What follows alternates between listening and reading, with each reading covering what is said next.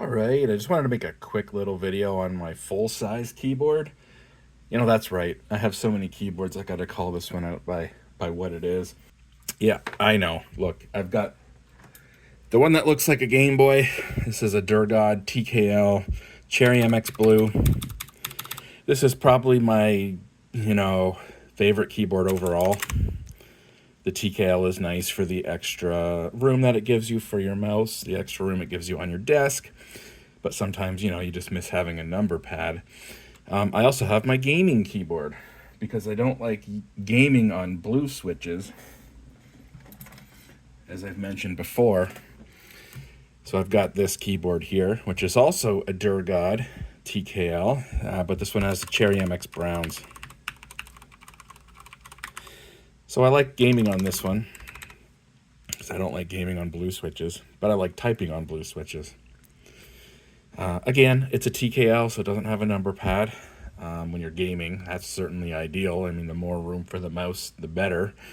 And typically you're going to be on WASD most of the time, unless you're playing Microsoft Flight Simulator or something like that. Even then, rarely need the number pad. So anyways, this is now my full-size keyboard with a number pad. And I wanted to show this off quickly for a few reasons. Number one is just to really show this keyboard and give a quick little sort of overview on the keyboard, because the keyboard's interesting. It is a Keychron, but it's a Keychron C2. I think this is like the cheapest keyboard that Keychron makes. This was like $80 Canadian, so it's like $60 US, I think. An extremely cheap keyboard for a mechanical keyboard from a brand name. So again, I think it's got to be the cheapest keyboard that Keychron makes. And but it's got the Gateron Pro Blue switches in it, and I wanted to try those because I've heard they're a little bit lighter. I'll unplug this thing. It is removable, Type C, by the way.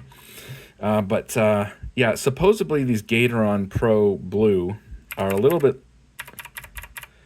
lighter than a Cherry MX Blue. And they're also supposedly a little bit smoother. They say they're pre-lubed. How much of that is true, I don't know. Are they a little bit smoother? Maybe. Yeah. I think they do feel a little bit smoother. Again, maybe a little bit lighter. Very subtle difference, but they're nice. So I did want to try those Gateron Blue switches. And again, I wanted a full-size keyboard with a number pad. And, $80, I figured, hey, we can't go wrong. How can they screw this up? Well, there's a few things I don't like about this keyboard. I'll get to that at the end. The keycaps on here, and I guess this is the other half of the story. It's like, I didn't need an excuse to buy a new keyboard, but at work we got in these keycaps. So these keycaps cost me like $30 Canadian, and they are double shot ABS. But they're in an SA profile. And that was kind of the other thing I wanted to try. I wanted to try this SA profile. These are tall. These are exceptionally tall. These are taller than an OEM or a much taller than a Cherry profile keycap. And it's very vintage. It's very retro. It almost reminds me of like the keycaps on a Commodore 64. And that's a big, so on the Game Boy style keyboard, these are Cherry. I believe these are Cherry profile, or maybe they're OEM profile, which is pretty common. Probably one of the most common sort of profile of keycap. They're tall, but they're not as tall as the SA. And on my gaming keyboard, I've got these are XD profile, and I wanted to try the XD profile. When I first saw these are very flat.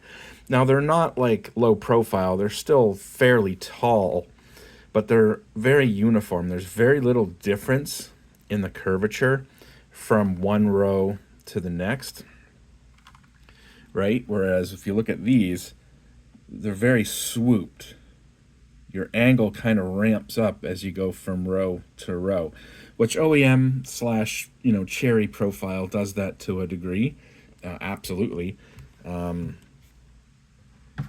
back and forth a lot here, but it's very noticeable on the end. If you look at it like this, right? You can clearly see that there's like a height difference and an angle difference between the different keys on different rows, right? And on the, again, there's an XD profile. Very rounded. The rounded edges is a little bit kind of retro looking. And I thought these were kind of retro looking like a Commodore 64 keyboard until I saw these SA profile. Again, these are super tall, and I think these look really, really cool. So I wanted to try the SA profile keycaps, and I wanted a full-size keyboard with a number pad. So that's how the excuses start.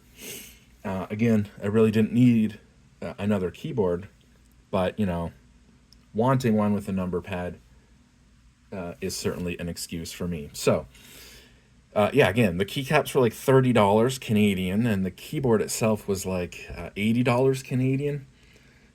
So again, the keyboard, you know, I wasn't expecting, you know, perfection. Again, this is like the cheapest keyboard that Keychron makes. So, you know, the few minor complaints that I have, keep that in mind. They're very minor.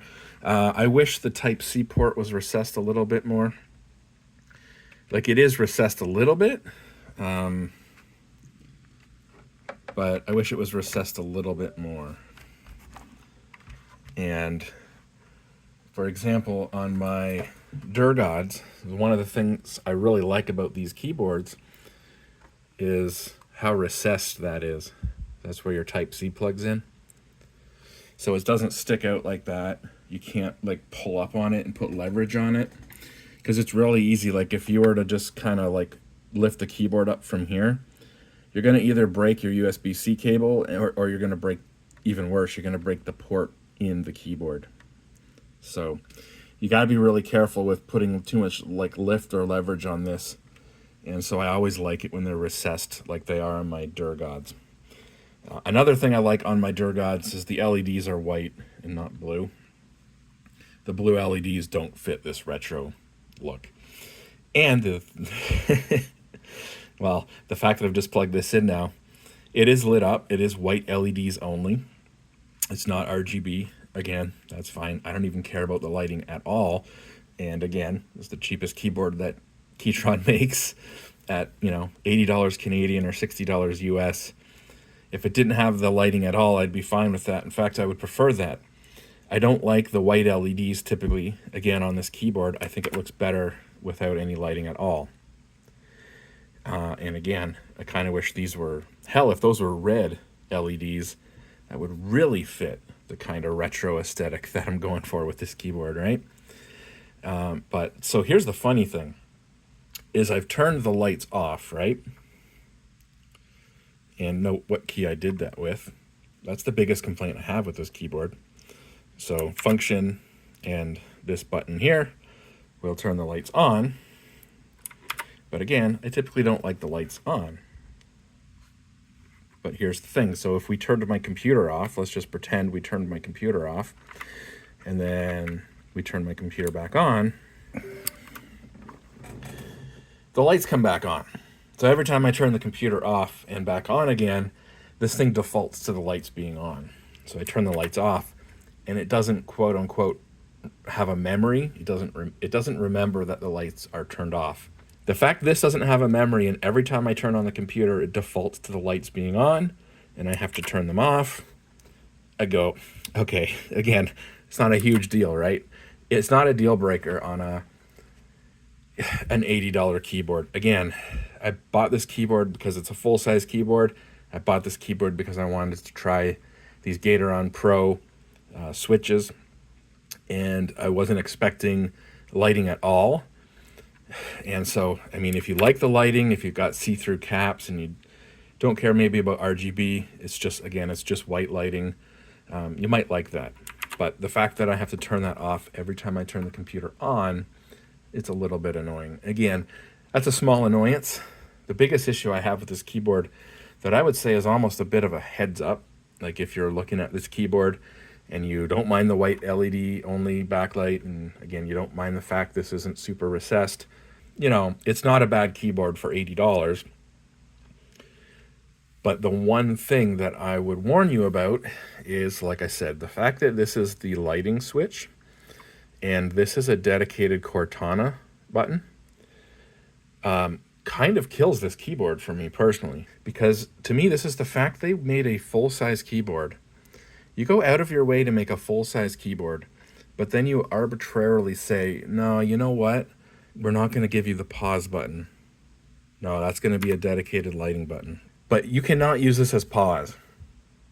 It does not, this key does not even register through the USB output.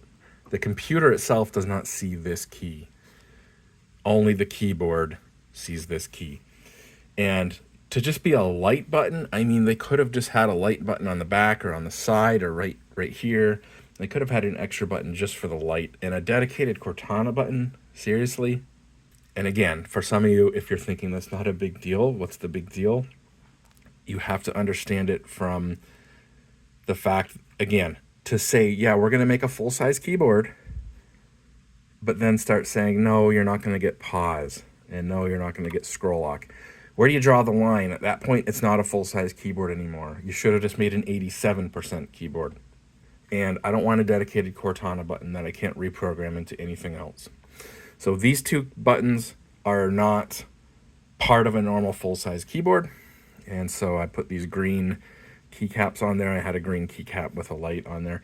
And now, obviously, again, I changed the keycaps. So the stock keycaps on here, this is like a picture of a light bulb, and this is a picture of a microphone, I believe. Yeah, again, very minor complaint, but it's the principle of it. It's to go and say, we're going to make a full-size keyboard. Okay, it's a full-size keyboard button. No, you don't need the pause button. No, you don't need scroll lock. Again, where do you draw the line? At that point, you go, oh, you don't need print, you don't need insert. And at that point, you've just made an 87% keyboard, and you might as well just have made an 87% keyboard. If you're going to make a full-size keyboard, make a full-size keyboard. And if it doesn't have all the keys on it, it's not a full-size keyboard.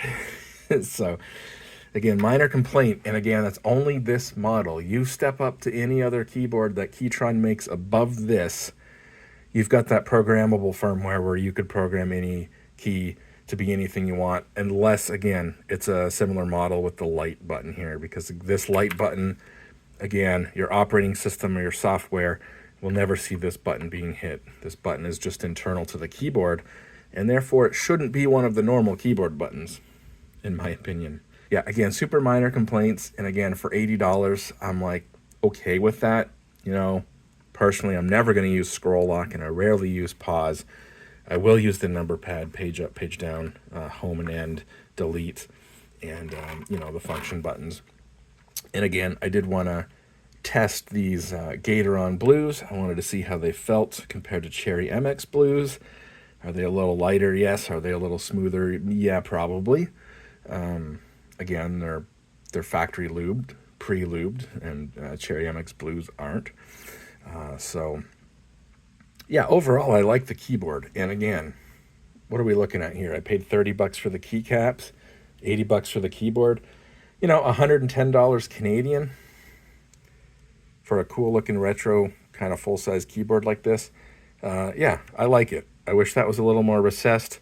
I wish they didn't pull this crap. But other than that, I like it. There is a switch on the back for Mac. Keychron keyboards in general are very well known for working on Windows and Mac. And the stock keycaps come with the extra keycaps to change out the Windows keys for like the Mac option keys or whatever it is. I'm not a Mac guy. I'm not a Mac user. I just know these keyboards are typically known for that.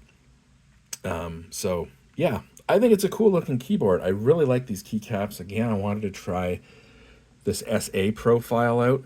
I really kind of dig this super tall keycap. They're scooped.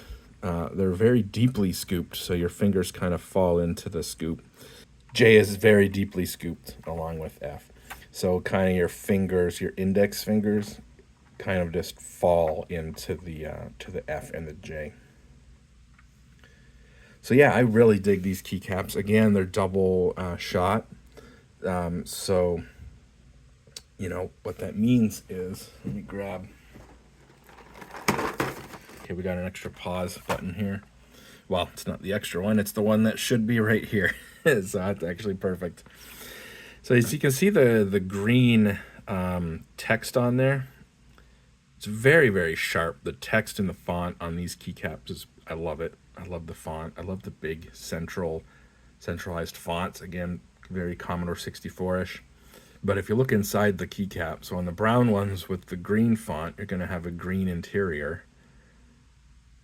On the beige ones with the brown font, you're going to have a brown interior. And that's how these are made. So basically, this green inner part is the text you're seeing. It's kind of melted together into one, and then they grind the top down. And so that pause font isn't like printed on there. It is the plastic. It's the green plastic where it says pause. So as you rub on this, if anything, you're going to rub it down a little bit, but you're never going to rub the pause off. You would rub all the way down until the whole thing started to turn green from where it's green on the inside. So that's what double shot means. It's basically just the way the keycap's made, and that affects the way the font is quote unquote printed on there. Again, it's not printed on there. The font is the plastic, and so it's not going to rub off. Your text or your letters won't rub off. Yeah, so these are actually pretty decent quality keycaps. You know, they're not the best quality out there, but for the price and availability, is pretty decent. It's one of those things where I saw them, and you know, the first thing obviously it was the color, seeing this color theme and really digging that, and then the fact that this SA profile, it's like, oh yeah, I've heard of this SA profile. They're really, really tall, very, very retro looking, with the big centralized font. Yeah, I really like the way this thing looks. It feels pretty decent. It's my only keyboard with a number pad, so when I need a number pad, I'll definitely be using this. It's nice when you're in Blender, for example, to have the number pad. It's nice when I'm doing my taxes and I'm punching in numbers to have the number pad. But again, I've got other keyboards, and I get the obsession with people having multiple keyboards now. But again, this one is kind of going to be my normal, you know. This one is the use most of the time. Again, I like the blue switches for typing. And this one has kind of I call this the IBM font, you know, the old IBM Model M, where, you know, it's off to the top left. And it's a fair-sized font, fairly easy to read. But I do dig the large, centralized, quote-unquote, I'm going to call that Commodore 64 style font. I do dig that. But yeah, these are double shot as well. And the price of these keycaps is pretty much the same as the price of these keycaps. And I bought these off Amazon. And yeah, the quality on these keycaps is just as good as the other two at roughly the same price. So not bad for our store brand. They did a pretty good job.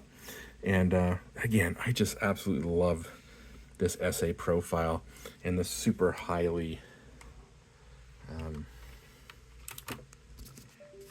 I showed it on the other two keyboards, but not on this one, is seeing that profile from the side. Right, look at that.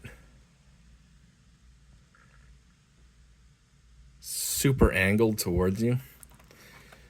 Love it. The weight on this keyboard, it's actually about the same weight as these guys, and these are TKL. These Durgods, like I've said, these are super high quality. They have some serious weight to them for their size. And again, I love the white LEDs. I love the super recessed port on those. And I love the fact they don't have lighting at all. I don't want RGB lighting on my keyboard. I know that sounds weird to some people. To me, it's a distraction. I'll set it to green, and then I'm like, the green looks cool. Maybe I'll like warm white or yellow, and I'll set it to yellow. And then, no, I like the green.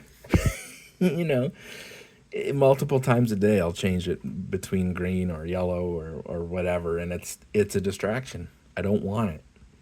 I don't want that distraction. And on these kind of retro style keyboards, again, I think it looks best without any lighting at all. They're not shine-through keycaps, so the letters won't light up. None of my keyboards are shine-through keycaps, so none of them are going to light the letters up. So my two TKL Durgods don't have any lighting whatsoever, and that's fine. And this guy has the white LEDs, which again, is what it is. It's okay. You know, but again, every time I turn the computer on, it defaults to these lights being on. So, turn them off every time. Again, minor complaint. The biggest complaint is just this, what they pulled there with it. It's a full-size keyboard, but not a full-size keyboard. And that's my heads up to anyone that's going to buy this keyboard. In fact, I would probably say don't. Just spend a little bit more and get their next model up. And then you've got that CMK or programmable firmware where you can reprogram any key to anything that you want in the keyboard. That's a pretty cool feature that not a lot more. I think like if you the C2 Pro, you know, it's maybe $20 more Canadian, you know, $100 Canadian versus $80 Canadian. Just do that.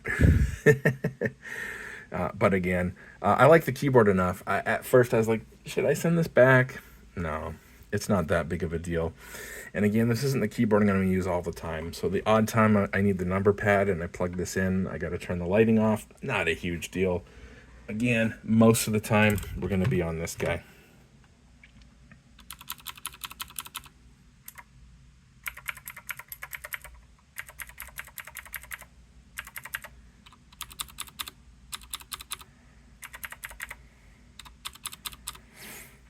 Yeah. I really like this keyboard. It's just, you know, sometimes you need a number pad. That's all it is. And that was an excuse enough with these keycaps. I saw these keycaps. I was like, yeah, you know, I've been wanting a keyboard with a number pad for a while. Now's the time to do it just because of these keycaps. They're really nice looking. I really dig these SA profile. So yeah, I guess that's it. See you guys later.